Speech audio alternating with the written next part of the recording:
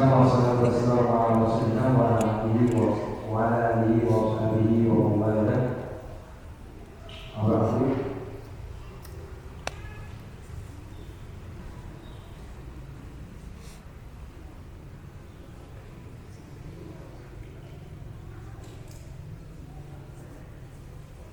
Termasuk dulu kitab ini, tapi sebelum kita membaca apa yang terkandung di dalam kitab ini, ada baiknya kita sedikit mengetahui tentang Imam Al-Bukhari sendiri.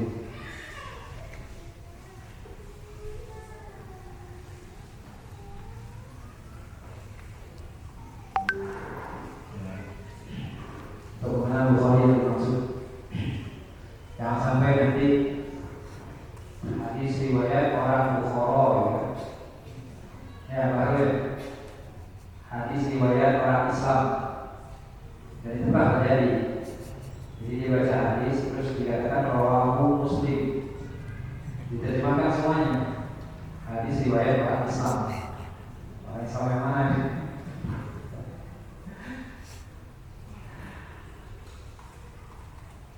Ada juga kemarin saya pulang ke rumah, saya mau ada orang yang bilang Bukhari itu bukan orang, bukan orang.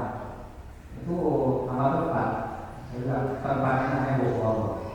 Bukhari itu disebut kepada Bukhari. Jadi maksud Bukhari itu adalah Al-Bukhari, orang yang berasal dari Bukhari. Tapi ketika kita menyebutkan hadis riwayat Bukhari, itu Bukhari tertentu, bukan semua orang Bukhari tadi berada di situ. Jadi ada, saya lihat karena kita itu pintarnya setengah, ya separuh pintar gitu. Ngomong seakan-akan pintar segalanya, akhirnya membingungkan orang atau bahkan menyesatkan orang jadinya. Ketika telah dikatakan Al-Bukhari, maka dalam periwayatan hadis tidak ada Bukhari yang baik kecuali Bukhari yang ini. Makanya pernah satu waktu saya dapati di satu masjid, di situ ditulis la salata fil masjid, la salata li jaril masjid illa fil masjid. Tidak ada salat bagi tetangga masjid, orang yang bertetangga dengan masjid, kecuali di masjid. Dalam kurung rawahu Bukhari. Saya baca itu langsung ketawa. Ketawa kenapa? Ini Bukhari yang mana? Karena kalau dikatakan rawahu Bukhari, harusnya maksudnya adalah Imam Bukhari ini. Hadis itu tidak ada dalam kitab Bukhari. Mau cari deh. Rawahu Bukhari tidak tahu. Dari mana? Kejadian lain yang mengalami orang lain. Saya dapat cerita. Saya berlatih Pak cerita. Jadi ada orang mengkritisi Imam Al-Bukhari. Profesor apa mengkritisi luar biasa macam-macam gitu. Lalu dia membawakan hadis Iftiraqul Ummah atau hadis bukan Iftiraqul Ummah, hadis siapa? Alaikum bismillah wa sallallahu alaihi wasallam. Yang berbeda bawakan hadis itu.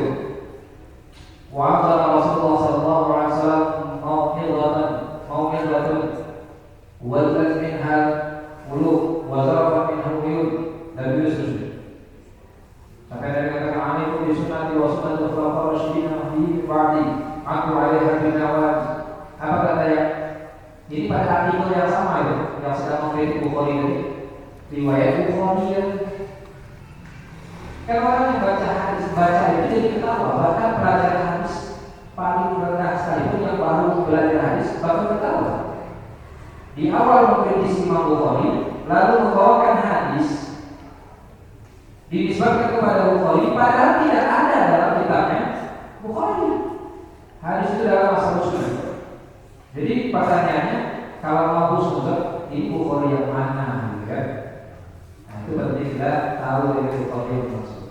Beliau adalah Abu Abdillah Muhammad bin Ismail bin Ibrahim bin Al-Mughirah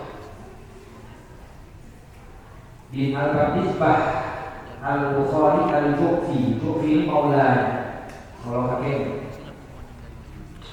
Lahir tahun 193 Hijriah di Bukhara.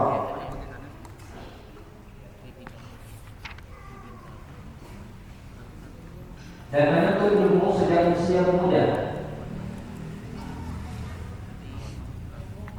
Beliau mengoreksi riwayat salah seorang gurunya ketika beliau berusia masih 10 tahun.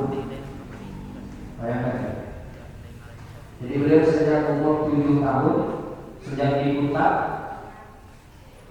sudah mulai mempelajari hadis, menerima hadis dari ulama-ulama hadis di Bukhara. Ya, seperti yang Abdullah bin Salam dan yang lain, ya, Al-Bukhari dan yang lain.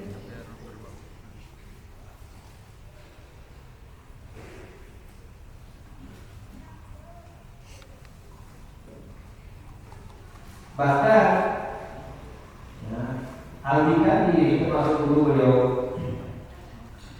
Seringkali menulis di samping sebagai hamish catatan pikir dari hadis yang dia riwayatkan. Kemudian hadis itu dinilai sahih oleh Bukhari. Beliau tulis Radiya al-Fata. Ya. Anak muda ini telah meridai hadis ini. Al-Bukhari termasuk guru-guru awal beliau di Bukhari. Nah, ini menunjukkan satu, memang beliau awal sekali menuntut ilmu, kemudian kecerdasan beliau memang nampak sejak awal beliau menuntut ilmu. Dan rihlah pertama beliau dalam menuntut ilmu tentunya kepada masyayikh para ulama Bukhara. Dan ini adalah sunnahnya para ulama. Sebelum seorang menuntut ilmu ke tempat yang jauh, dia habiskan dulu dengan ulama-ulama kampung.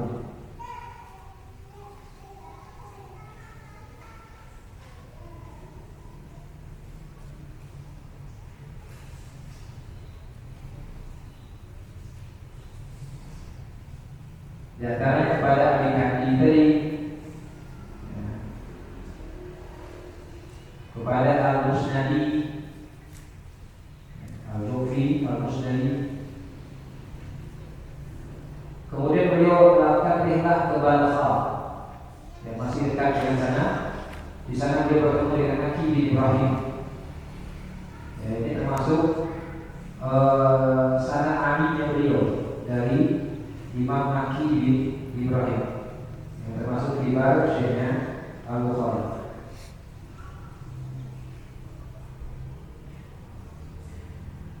Tapi ringkasnya, beliau melakukan rihlah yang jauh itu sejak usia 16 tahun. Beliau berhaji bersama ibu dan saudaranya. Lalu selesai dari ibadah haji, ibu dan saudaranya pulang ke kampungnya. Al-Bukhari minta izin kepada ibunya untuk tetap tinggal. Dalam keadaan ibunya minta uzur karena tidak memiliki biaya. Dan Al-Bukhari tetap teguh dengan keinginannya untuk tetap menuntut ilmu. Maka melihat ya azab yang kuat dari si anak, maka ibunya pun yang melepaskan. Maka pulanglah ibunya dan saudaranya ke Bukhara, ke kampung mereka, dan Bukhari ketika belajar di Makkah. Nah, dari sinilah beliau mulai melakukan rihlah ilmiah dari Makkah. Beliau ke Baghdad dan ke berbagai tempat yang kota-kota utama ketika itu, Kufah, ya, tentunya Madinah, kemudian Syam dan seterusnya. Usia 16 tahun. Dan beliau menulis kitab itu awal-awal sekali, kitab yang sebagainya sampai hari ini seperti tarikh dan yang lainnya itu usia 18 tahun. Anak usia 18 tahun, tidak anak lagi ya. Usia 18 tahun, kitab yang beliau tulis itu menjadi referensi, menjadi rujukan. Ya, menjadi rujukan. Dan di Mekah ini beliau belajar kepada Al-Humaydi, ya, belajar kepada Abu Rahman Al-Bukhari, Khalad bin Yahya, Hasan bin Hasan Al-Basri, dan yang lain. Diriwayatkan dari Bukhari kepada 1080 syekh, seluruhnya ahli hadis. 1080 syekh, seluruhnya adalah ahli hadis. Jadi sanad ini sahih oleh Imam Al-Bukhari.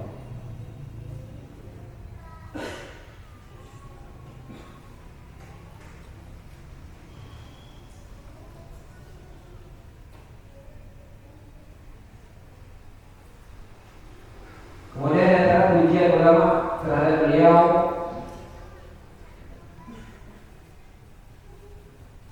sebagai gurunya, salah satu gurunya sendiri mengatakan Bukhari ini sebagai sayyidul fuqaha. Ini pujian sekaligus tazkiyah yang luar biasa terhadap Al-Bukhari. Makanya seperti Syekhul Islam mengatakan Al-Bukhari ini sampai pada derajat mujtahid mutlak. Sampai pada derajat mujtahid mutlak. Ishaq bin Rahuyah memberikan rekomendasi terhadap Bukhari. Dia mengatakan kutubu ya anhadal syarab, catat atau ambil hadis dari pemuda ini, dari anak muda ini, yaitu Bukhari.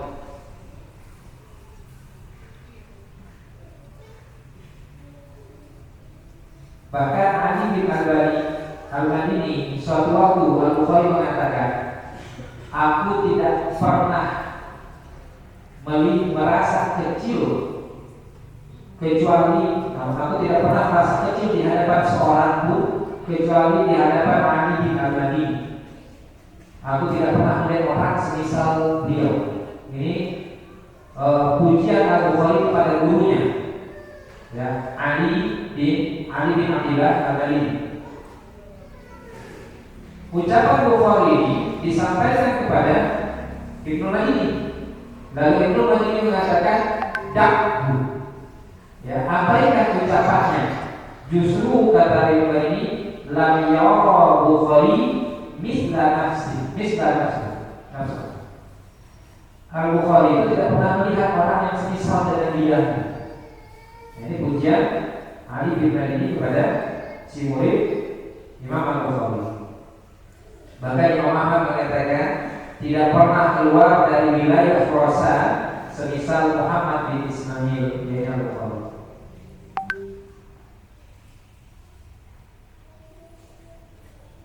Kemudian Ad-Darimi, Abu Muhammad Abdullah bin Abdurrahman Ad-Darimi, beliau mengatakan Muhammad bin Ismail Al-Bukhari afqahuna wa a'lamuna wa awasana wa aktsaruna talaban.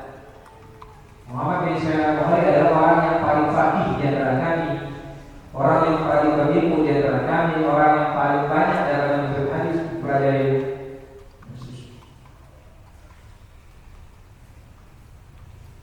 Dan di antara karya Imam Al-Bukhari yang masyhur banyak, yang pada tingkat pertama jami beliau, ya, yang dikenal dengan Sahih Al-Bukhari, Al-Jami, Al-Musnad, Al-Mukhtasar min Sunan Rasulullah sallallahu alaihi wasallam, ya.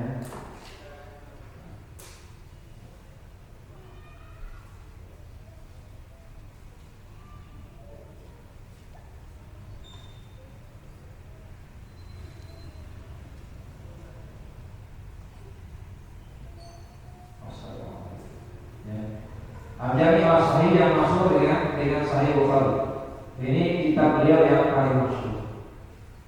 Ya, di sana beliau memilih ada sekitar 6.000 hadis bersama dengan pengulangan, ya, dari total hadis-hadis sahih yang beliau katakan. Ya, jadi 6.000 itu setelah beliau filter,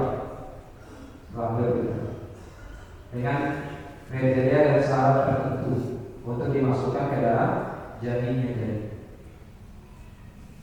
Di antara kitab beliau, dan kitab ini disusun 16 tahun oleh Bukhari. Ada yang menghitung hadisnya sampai 7.275. Ini mukarrar dengan pengulangan, 7.275 yang beliau filter dari 600.000 hadis. 600.000 hadis yang beliau miliki itu.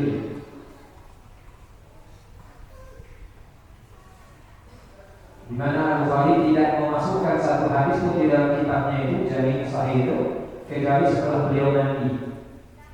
Ya, lalu beliau istighfar. Itu yang dilakukan Al-Bukhari untuk kitabnya. Kemudian yang lain yang juga termasuk masterpiece beliau, karya besar beliau, Al-Adab Al-Mufrad. Ya. Al-Adab Al-Mufrad.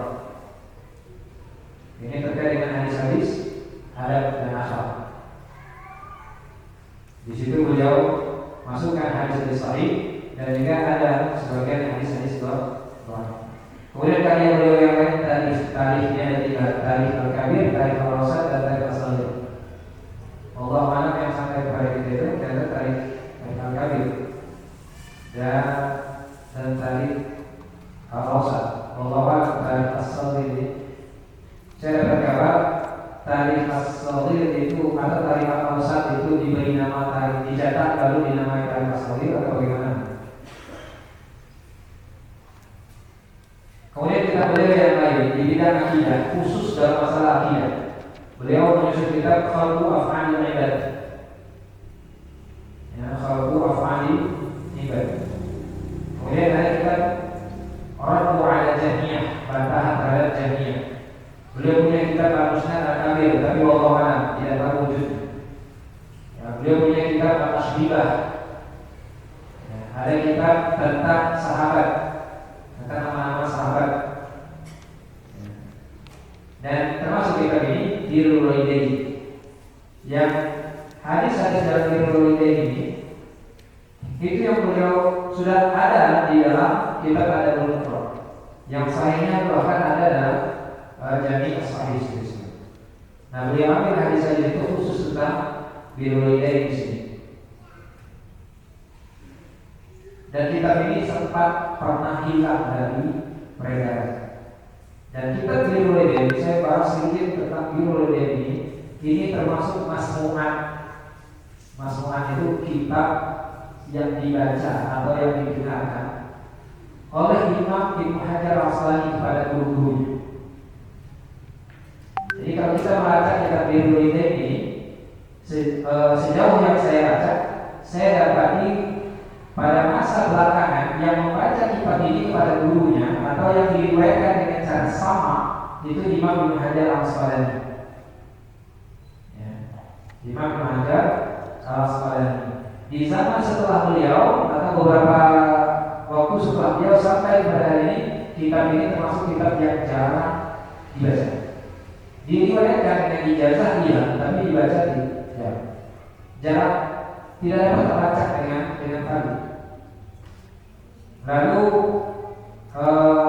setelah Al-Alamah Abdul Hayy Al-Kattani memunculkan kembali, sejauh yang saya tahu, beliau termasuk yang awal memunculkan kembali kitab ini. Ya. Maka kitab ini ada dalam maktabah pribadi beliau. Dan itu memang dibacakan kepada murid-muridnya atau muridnya bacakan kepada beliau.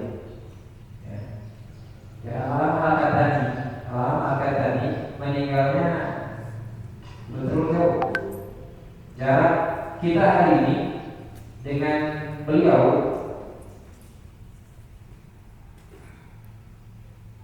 berjarak 1 orang atau 2 orang.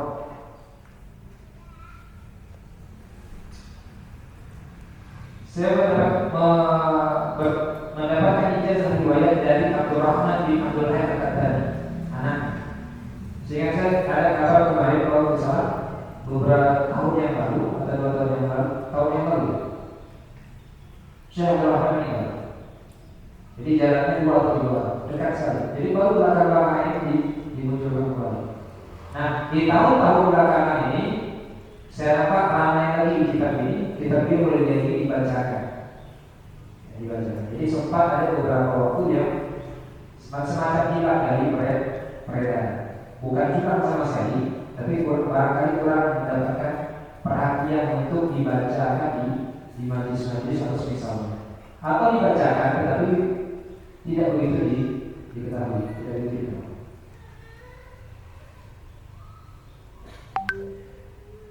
Dan terkait dengan Imam Al-Bukhari ini, ada barangkali kita dapat mengambil pelajaran dari kisah beliau di akhir hidup beliau.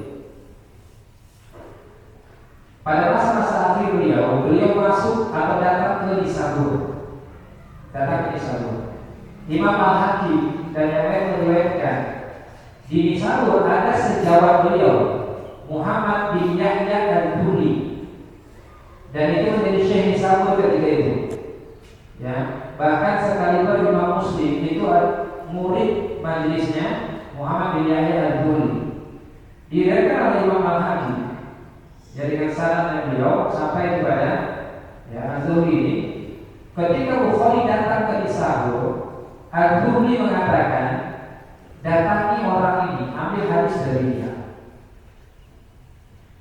Ternyata ramai yang datang ke majelis dia, ramai yang datang ke majelis Al-Bukhari, bahkan sampai pada kondisi majelisnya Az-Zuhri itu sedikit lengah atau lengah dari biasanya. Timbullah apa yang terjadi. Lalu yang saya sampaikan di awal tadi, saya isyaratkan di awal tadi, ada seorang yang datang ke majelis Al-Bukhari di mana jamaah sudah ramai. Lalu orang ini ingin menguji Al-Bukhari. Beliau bertanya kepada Al-Bukhari pendapat beliau terkait dengan firqah lafziyah, satu kelompok ahli bid'ah yang mengatakan lafzi bil Quran makhluk. Al-Bukhari pertanyaan pertama, Bukhari tidak berikan, tidak begitu. Lalu dia kembali mengulangnya Abdillah. Tanya, lalu masih diabaikan oleh Al-Bukhari. Pertanyaan ketiga diabaikan sampai akhirnya setelah yang ketiga, Al-Bukhari mengatakan Al-Quran kalamullah bukan makhluk, wa af'aluna makhluk. Al-Quran kalamullah bukan makhluk, tapi perbuatan kita adalah makhluk. Lalu ributlah majelis, gaduhlah majelis itu orang luar. Ini mulainya fitnah yang menimpa Imam Al-Bukhari. Maka jangan pernah jadi muridnya sendiri. Bikin gaduh di majelis dengan tujuan. Bahkan dalam sebagian riwayat dikatakan oleh Imam Al-Bukhari, Al-Quran kalamullah bukan makhluk, bukan makhluk, wa af'aluna makhluk, wa su'al anhu bid'ah. Atau ijtihad bil fitnah itu bid'ah. Bukan soal menguji orang dengan fitnah itu bid'ah oleh Bukhari. Jadi tidak ada angin, tidak ada hujan. Kok tiba-tiba Bukhari ditanya bagaimana pendapat Anda tentang kelompok lansia? Jadi menguji orang dengan fitnah. Kamu ini kelompok yang mana? Fitnah. Dan ini sering dilakukan di majelis belakangan ini. Itu yang melakukan itu seperti itu di majelis itu. Dulu firqah kelompok bid'ah tidak dilakukan oleh ahli sunnah, tidak dilakukan oleh hadis. Ahli hadis itu datang ke majelis, kalaupun orang itu belum dikenal, dia baru dapat kabar. Kalau di sini mau belajar hadis, mau belajar itu ke serial masjid kami itu. Kalau orang itu belum dikenal, sebagai mereka hanya melihat sholatnya. Kalau sholatnya wifqas sunnah, maka dia ambil. Kalau tidak, mereka tinggalkan. Tak mau baca. Tapi kalau orang itu sudah dikenal, mereka akan duduk diam dengar ilmu dari syekh. Itu hal yang dalam itu. Jadi tidak ada. Sebelum saya nanya isi, saya menanya dulu lah. Bagaimana pendapat antum tentang Al-Quran? Atau aina Allah, gimana Allah? Tidak ada. Diuji orang dengan fitnah. Itu yang dikatakan Bukhari. Menguji orang dengan fitnah itu gimana? Dan terjadilah apa yang terjadi. Sampai-sampai diriwayatkan Al-Duri, Al-Duri mentahdir habis-habisan Al-Bukhari. Sampai ada kisah, ada berita dalam riwayat di mana Al-Duri mengatakan, jangan biarkan orang ini berada di bawah satu langit dengan saya.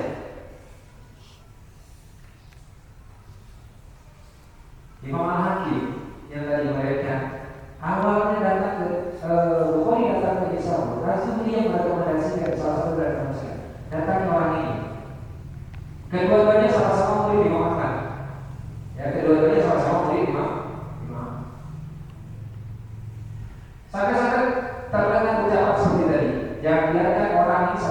ulangi dengan saya.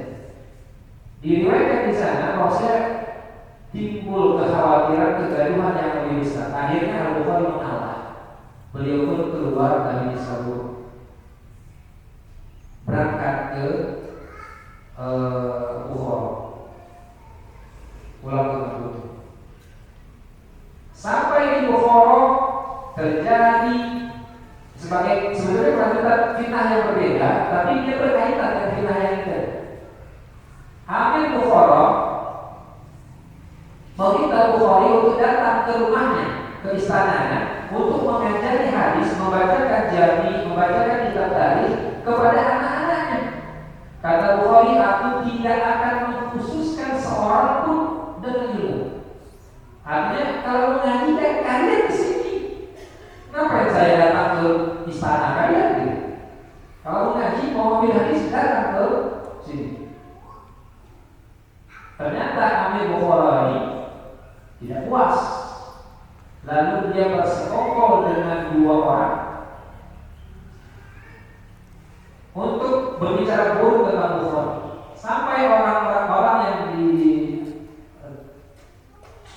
kelompok sekongkolnya Amir Bukhari ini mengatakan, jangan datangi pemuda ini, orang ini. Orang ini akidahnya bermasalah. Tiba-tiba sekarang orang ini ditakzir oleh Azuri, dikaitkan dengan masalah di Sabur.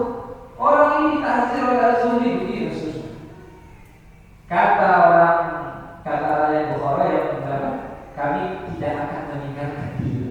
Tetap kami. Ternyata tetap kami. Tapi dibuat kegaduhan terus sampai akhir Bukhara memerintahkan Bukhari untuk diusir. Disinilah Imam Al-Bukhari mendoakan keburukan untuk orang-orang ini. Tiga-tiganya kena, Amir Bukhara tadi dan dua orang yang bersongkolnya. Fitnah terkait dengan keluarganya, fitnah terkait dengan harta mereka, terkait dengan kepribadian mereka, hancur semua.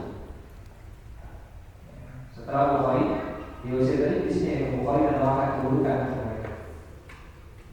Keluarlah Bukhari ke Sartan. Keluar Bukhari ke Sartan, baru masuk ke Sartan, boleh tidak. Dari sana beliau dimakamkan di daerah Samarkand. Barangkali ada pelajaran yang akan berlaku. Dan Muhammad Rasulullah SAW Az-Zuhri dikatakan sebagai ulama sunnah yang ilmunya diambil sampai hari ini. Yang dia masih ada ilmu. Cuma namanya waktu itu terkenal, tidak seterkenal Bukhari. Tapi dia tidak ditinggalkan oleh orang. Tidak lantas dia bersisi dengan Bukhari sampai Bukhari meninggal. Tidak terjadi istilah apa yang selalu dituntut orang meninggalkan Az-Zuhri atau orang meninggalkan Bukhari tidak. Memang di sana sudah ada dua kelompok. Ada kelompok yang tetap mengambil ilmu kepada Bukhari, ada kelompok yang menahan diri dari Bukhari. Sudah demikian. Bahkan hadisnya Az-Zuhri sampai hari ini kita baca di dalam Sahih Bukhari. Pada beberapa tempat bukan satu hadis. Pada beberapa tempat kita baca dalam Sahih Al-Bukhari. Barangkali ada pelajaran yang bisa diambil di sini. Kalau saya sederhana, mereka berantem, apa yang kita juga berantem? Ya, mereka berantem, apa kita? Dalam hal ini kita tahu mana yang benar, mana yang keliru. Ya sudah. Mereka sudah meninggal. Itu saja. Antum mau bicara sulit. Kapasitas itu apa? Kepentingan kita apa?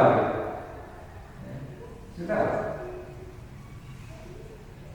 Yang kedua, persisnya di antara ulama itu dari dulu sudah. Persisnya yang sifatnya ilmiah itu banyak. Sedikit persisihan yang ya sebetulnya tidak memiliki dasar, itu pun ada, walaupun tidak. Ya kita bisa katakan tidak begitu banyak, tapi ada. Tapi hal itu tidak menjadikan yang satu keluar dari sunnah, yang satu menjadi imam al-sunnah. Mereka dengan kehidupan mereka masing-masing dan mereka berada di atas sunnah. Jangan sampai guru kita bersisi dengan guru orang lain, kita ikut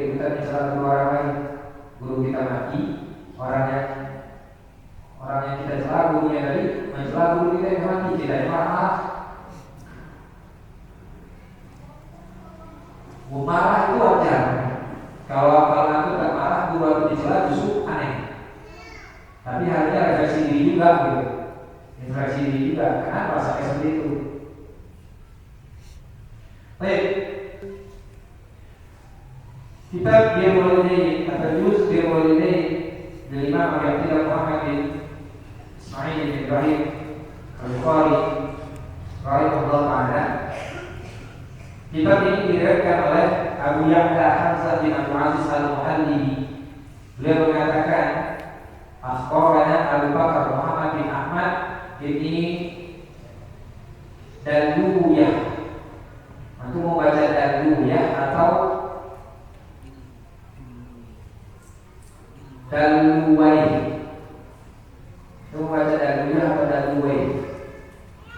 Ad-Daqqa qala hadatsana Muhammad bin Ismail Al-Bukhari Abu Abdillah Al-Kufi qala hadatsana Abu Walid Hisham bin Abdul Malik qala hadatsana Syu'bah Anil Walid bin Al-Anzar qala sami'tu Aba Amr Asy-Syaibani yaqul hadatsana sahibu hadhihi dar wa awma'a bi yadihi ila dari Abdillah yani bin Mas'ud radhiyallahu anhu qala sa'altu Nabi sallallahu alaihi wasallam ayyul a'mali ahabbu ila Allah 'azza wa jalla qala as-salatu 'ala waqtiha qultu thumma ayyu qala thumma birrul walidaini qultu thumma ayyu qala al-jihad fi sabilillah qala haddatsani bihinna walau istazadtuhu lazadani. Hadis ini dikeluarkan oleh yang tadi Imam Bukhari juga. Di dalam sahihnya dikeluarkan juga oleh Imam Al-Bukhari di dalam Al-Adabul Mufrad, dikeluarkan juga oleh Imam Muslim di dalam sahihnya pada kitab Islam iman dan yang lainnya. Hadis ini sebagaimana yang dijelaskan oleh Imam Ibnu Hajar Al-Asqalani di dalam Fathul Bari, diriwayatkan melalui sebagian jalurnya dengan redaksi as-salatu fi awal waqtiha. Ya, as-salatu fi awal waqtiha. Dan ringkasnya seperti yang dikatakan oleh Imam Ibnu Hajar di sana, as-salatu fi awal waqtiha zahirnya adalah ini riwayat bermakna dari sisi rawi yang tidak begitu hafal dengan redaksi hadis. Sehingga yang sahih di sini jumhur meriwayatkannya adalah dengan lafaz atau redaksi as-salatu ala waqtiha. Ya, as-salatu ala waqtiha. Jadi salat pada waktu salat. Di awal, di tengah atau di akhir itu tidak keluar dari afdalul amal.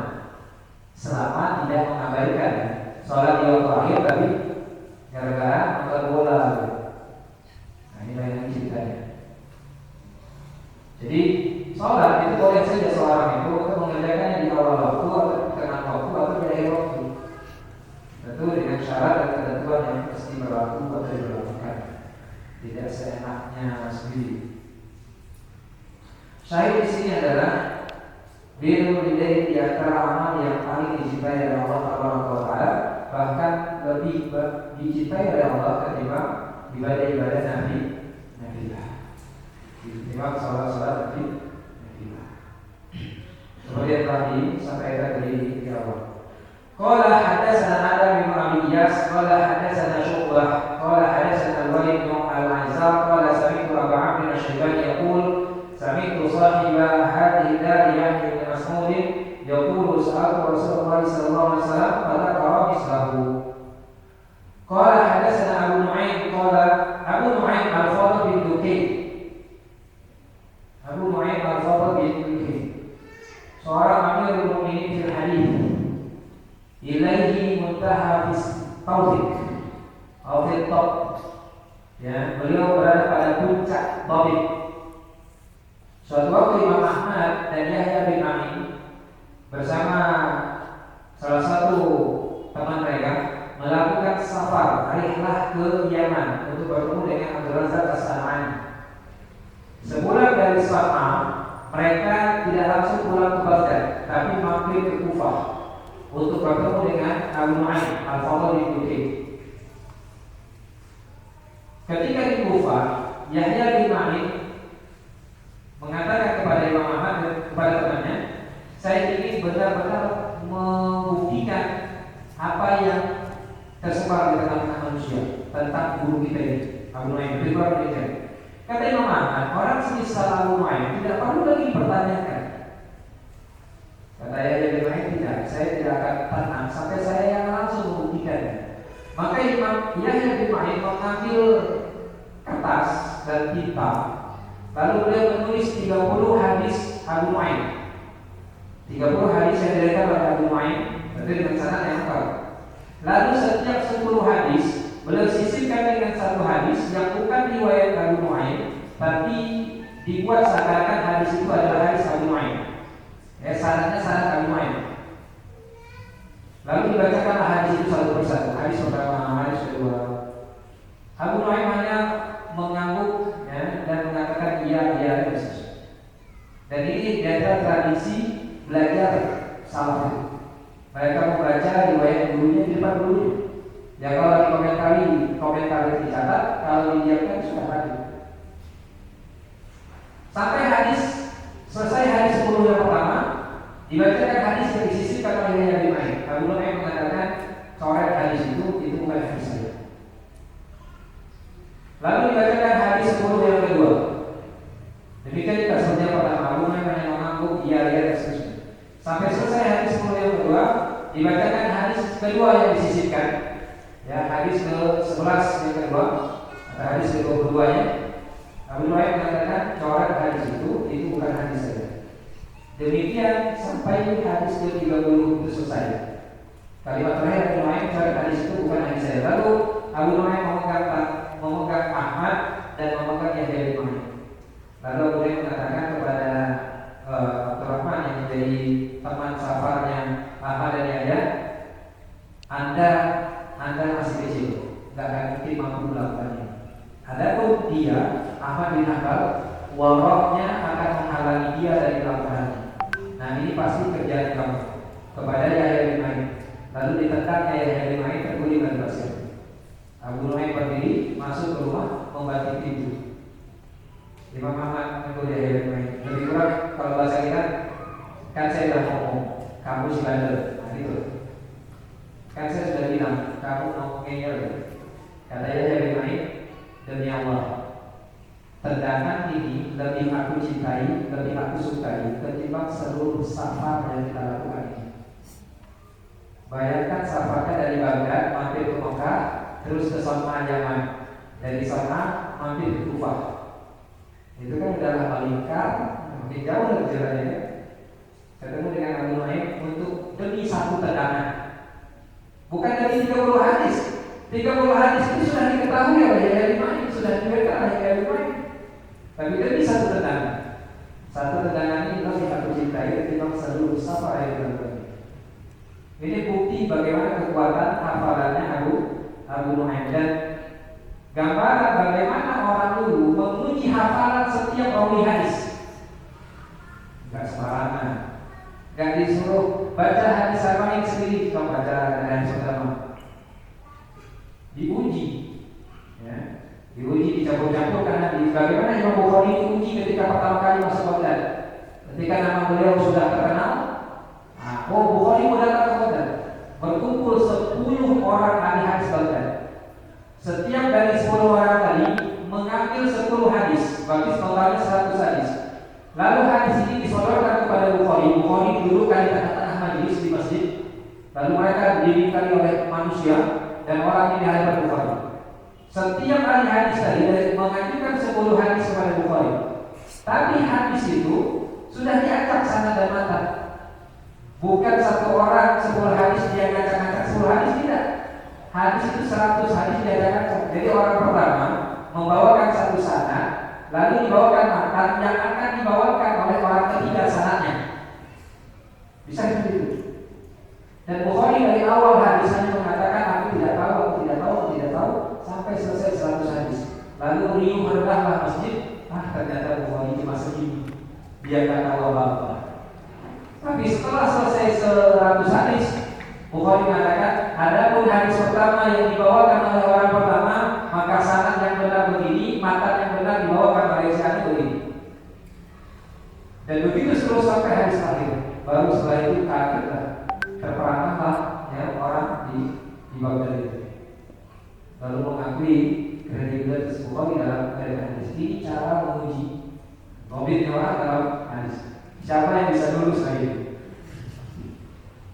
Siapa yang bisa lulus hari ini? Baik. Qala hadatsana Abu Nu'aim qala hadatsana Al-Mas'udi qala hadatsani Ibnu Al-Aizar an Ibn Amr Asy-Syaibani an Abdillah radhiyallahu anhu qala sa'altu Rasulullah sallallahu alaihi wasallam ayyul a'mali afdal qala as-salatu qultu thumma madha ya Rasulullah qala thumma birrul walidaini qultu thumma madha ya Rasulullah qala al-jihadu fi sabilillah thumma sakata wa law istazadtu lazadani. Qala hadatsana Qutaibah bin Sa'id qala hadatsana Jarir 'an Hasan bin Ubaidillah 'an Abi Amr Asy-Syaibani 'an Ibnu Mas'ud radhiyallahu anhu qala qala Rasulullah sallallahu alaihi wasallam afdalul a'mali awil a'mali as-salatu bi waqtiha wa birrul walidaini. Qala hadatsani Qais bin Hafs qala hadatsana Abdul Wahid qala hadatsana Hasan bin Ubaidillah 'an Abi Amr 'an Abdillah radhiyallahu anhu qala qala Nabi sallallahu alaihi wasallam afdalul a'mali as-salatu bi waqtiha wal jihadu fi sabilillah 'azza wa jalla. Qala al-Bukhari rawahu Ubaidul al-Muqtib an Abi Amr Asy-Syaibani dengan kata ya. An rajulin min ashabin Nabi sallallahu alaihi wasallam. Sanad yang terakhir ini sanad yang sahih sesuai dengan syarat Muslim. Rijalnya rijal syaikhan selain Ubay al-Muqtib. Ya, beliau ini Ibnu Mihrad al-Kufi yang hadisnya ditahrij oleh Imam Muslim di dalam sahihnya. Dan sahabat yang dimaksud sekalipun tidak diketahui tidak menjadikan sanad ini dhaif. Karena dia diketahui di sana sahabat dan berlaku kaidah setiap sahabat itu adil. Ya, jadi siapapun sahabat yang dimaksud tidak memberikan pengaruh. Dan di sini jelas diketahui sahabat yang dimaksud adalah Abdullah bin Mas'ud radhiyallahu anhu. Qala hadatsana Abu Nu'aim an Isma'il an Abi Ishaq an Abi Ahwas an Ibnu Mas'ud radhiyallahu anhu qala sa'altu Rasulullah sallallahu alaihi wasallam ayyul a'mali afdal qala as-salatu wa birrul walidaini wal jihadu fi sabilillah 'azza wa jalla. Qala Abdullah wa law istazadtuhu lazadani. Qala hadatsana Abu Nu'man wa Musa bin Ismail qala hadatsana Abdul Aziz ya'ni Ibnu Muslim an Abi Ishaq an Abi Ahwas an Ibnu Mas'ud radhiyallahu anhu an Nabi sallallahu alaihi wasallam bi hadza hadis. Qala hadatsana Muhammad bin Yusuf qala hadatsana Israil qala hadatsana Simak an Mus'ab bin Sa'ad an Abi Sa'ad bin Abi Waqqas radhiyallahu anhu qala nazalat fiyya arba'u ayatin min kitabillahi ta'ala kanat ummi halafat alla ta'kula wa la tashraba hatta ufariqa Muhammadan sallallahu alaihi wasallam fa anzalallahu azza wa jalla wa jahadaka 'ala an tushrika bima laysa laka bihi 'ilmun fala tudrikhuma wa sahibhuma fid dunya ma'rufa. Ini syahidnya di sini.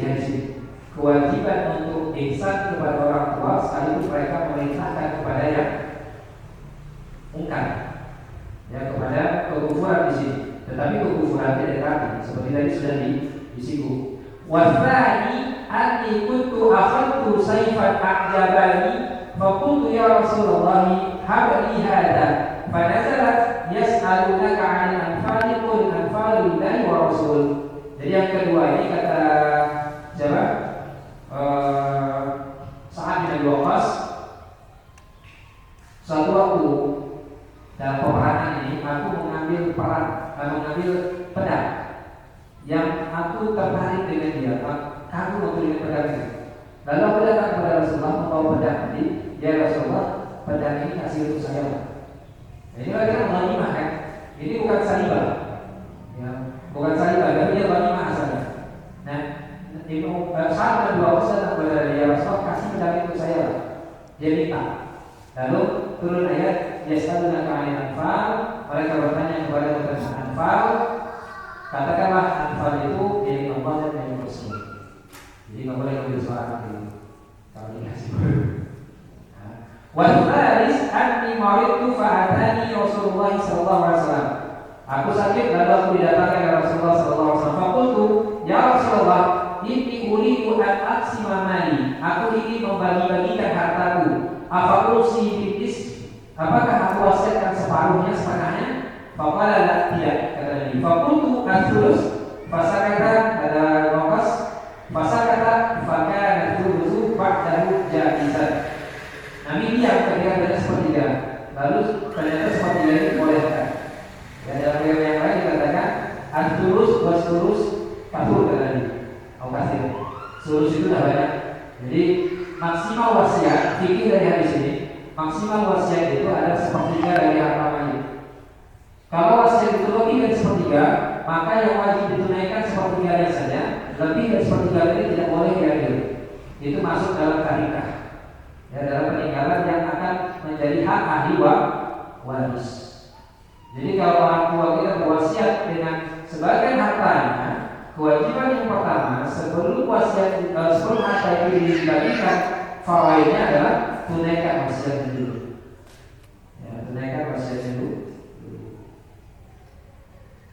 Dan tidak boleh lebih dari sepertiga. Wa rabi'atu inni syaribul khamra ma'a qaumin min al-ansar. Fa qaraba rajulun minhum anfi bilahai jamal.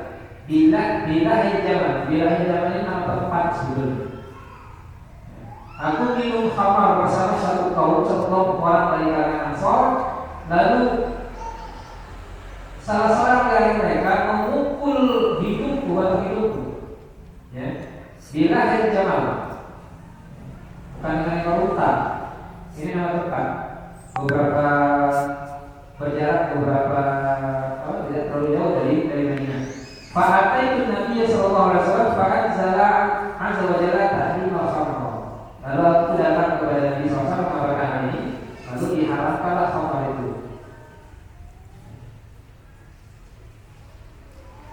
Hadis ini sanadnya hasan. Diriwayatkan oleh Simak bin Harbi tadi, seperti di dalam sanad telah dibacakan. Dari rijal Syaikhain. Israil yang masuk adalah Israil bin Yunus as-Sabi'i. Ya, dan hadis ini juga dikeluarkan oleh Imam Bukhari di dalam Adabul Mufrad.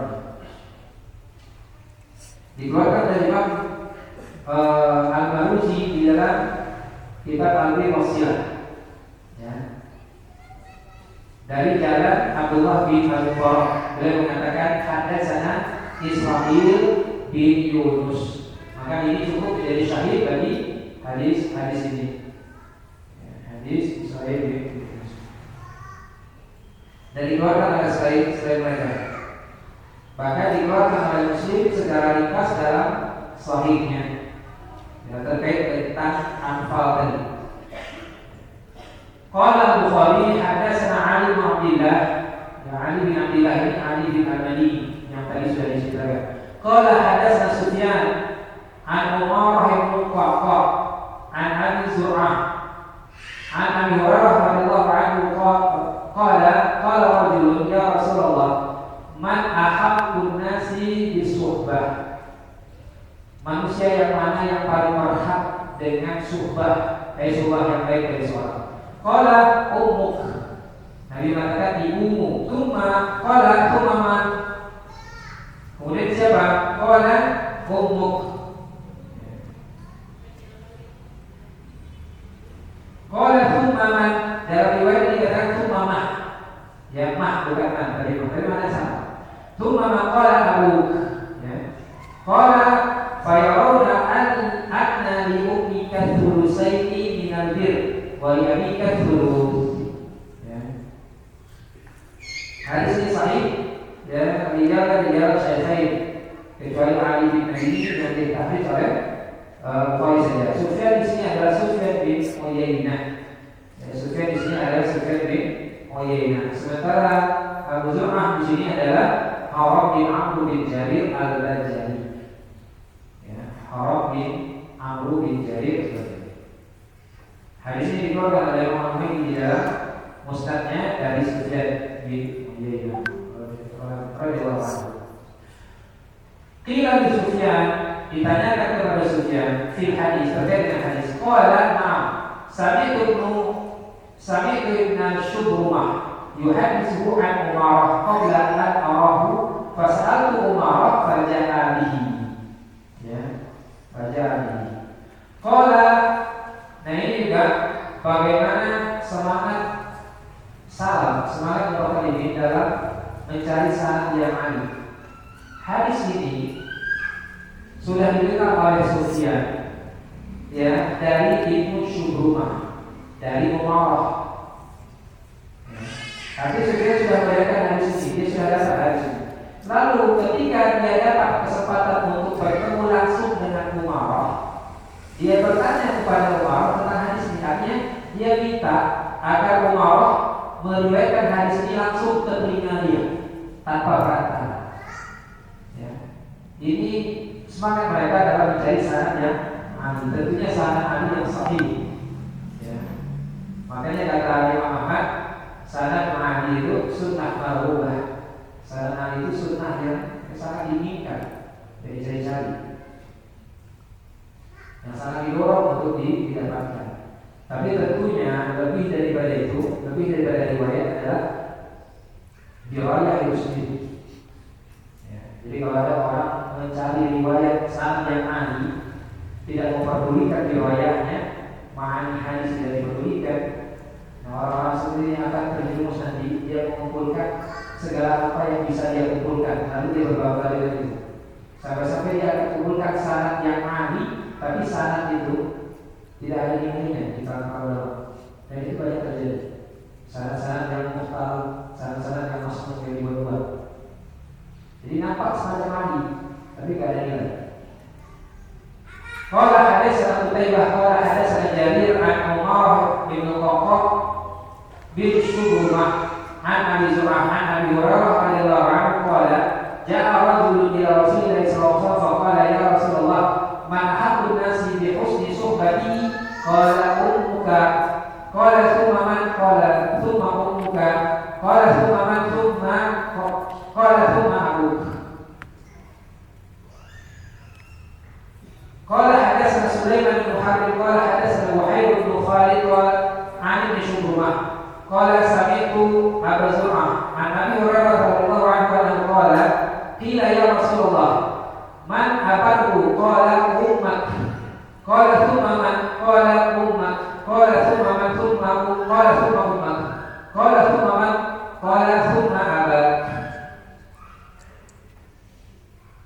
Qala berbakti atau ihsan kepada ibu. Zahir dari hadis ini dia lebih unggul ketimbang ihsan kepada ayah.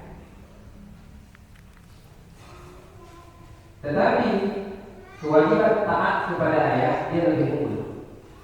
Makanya para ulama mengatakan birul sikap bir atau sikap ihsan antara ibu dan ayah lebih besar porsi untuk ibu, tapi ketaatan lebih besar porsi untuk ayah. Ketaatan lebih besar porsi untuk ayah. Nah, gimana cara mengamalkannya?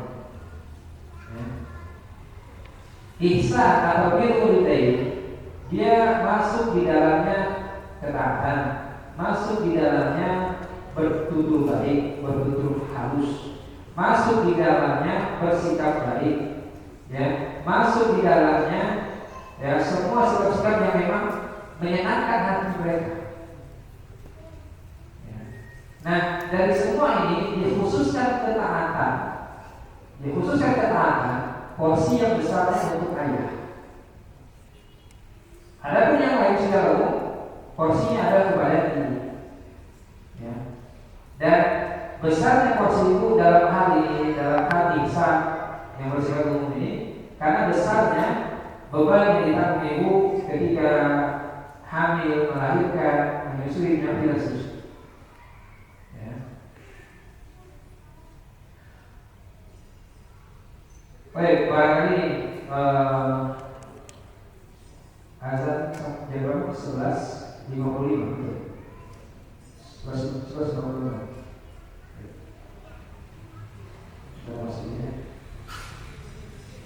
Qala hadatsana Muhammad bin Katsir qala akhbarana Sufyan an Habib an Abi Abbas an Abdullah bin Amr annahu qala rajulun lin Nabi sallallahu alaihi wasallam ujahid qala laka abawan qala na'am qala fa fihima fajahid. Abdullah bin Amr bin As mengatakan, datang seorang kepada Nabi berkata, aku ingin berjihad bersama kau ya Rasulullah.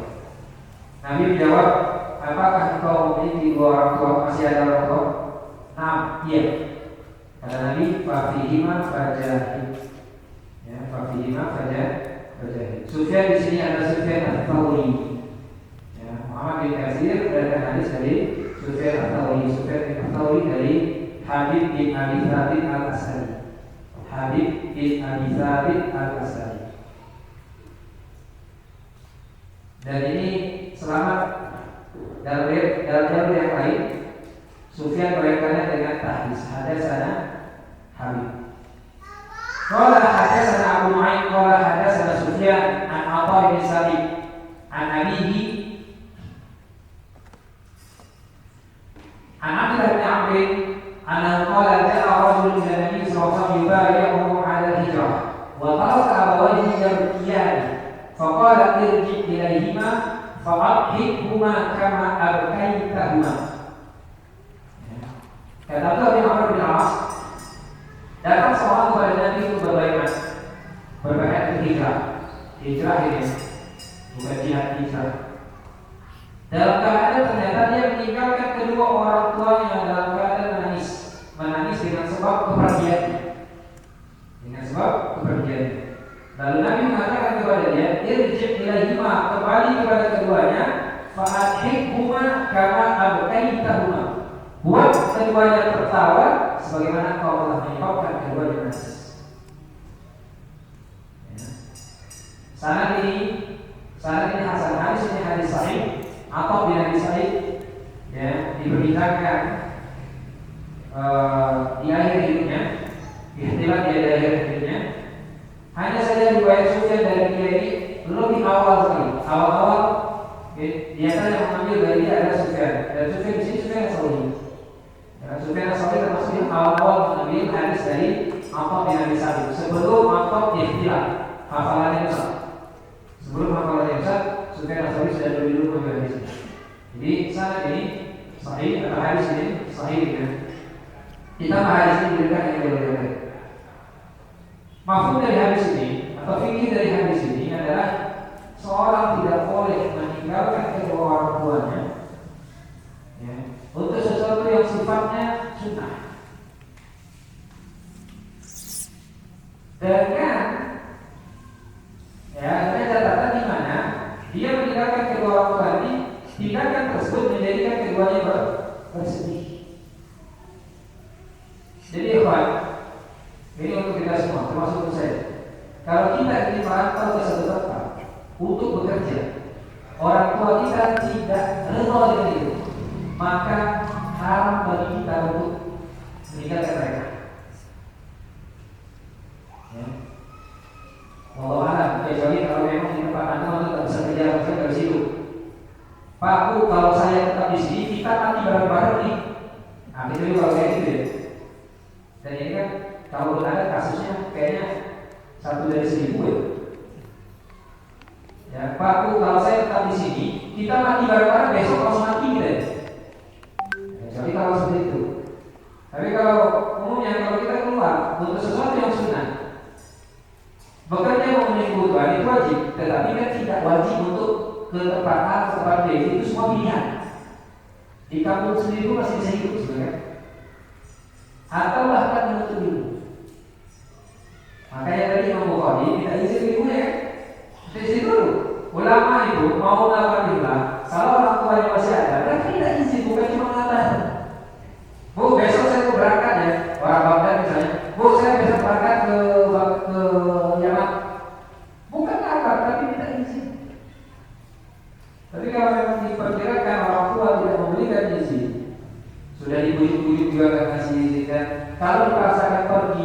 tidak level dengan itu, ini di antara perkara yang seharusnya dihindari, sangat-sangat dihindari. Maka para ulama mengatakan hijrah yang disebutkan di dalam hadis ini, ihtimal kadirnya mungkin besarnya adalah ini hijrah yang sunnah. Artinya tidak ada kepentingan dia untuk pergi jauh itu. Dia tetap di kampungnya, dia masih tetap dengan Islam. Hanya dia tidak dekat dengan Nabi. Dan realitanya tidak sedikit orang yang datang kepada Nabi berbaikan dengan masuk Islam, tapi setelah itu pulang kampung.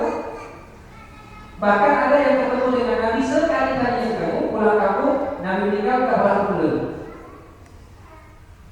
Ya kan? Abu Syah di Haji Wada.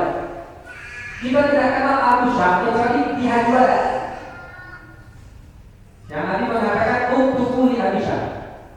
Jadi Nabi berkhutbah di Arafah, lalu Abu Syah mengatakan ya Rasulullah untuk ni, tolong tulis nasihat ini untuk saya. Kata Nabi untuk li Abu Syah, cari Abu Syah ini dalam riwayat yang lain. Nah setelah Haji Wada pulang lagi ke depan masing-masing itu banyak. Maka Allah mengatakan hijrah yang dimaksud di dalam hadis ini hijrah yang sunnah, tidak dituntut bagi dia, wajib bagi dia. Sehingga tidak boleh dia meninggalkan ibunya. Irji ilaihima fa'athikuma kama akaita kuma.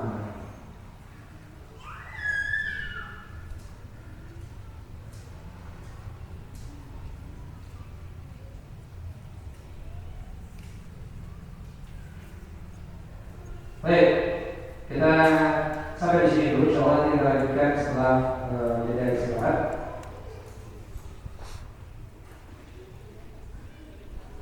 Nah, hadisnya berkaitan dengan beberapa hadis. Ada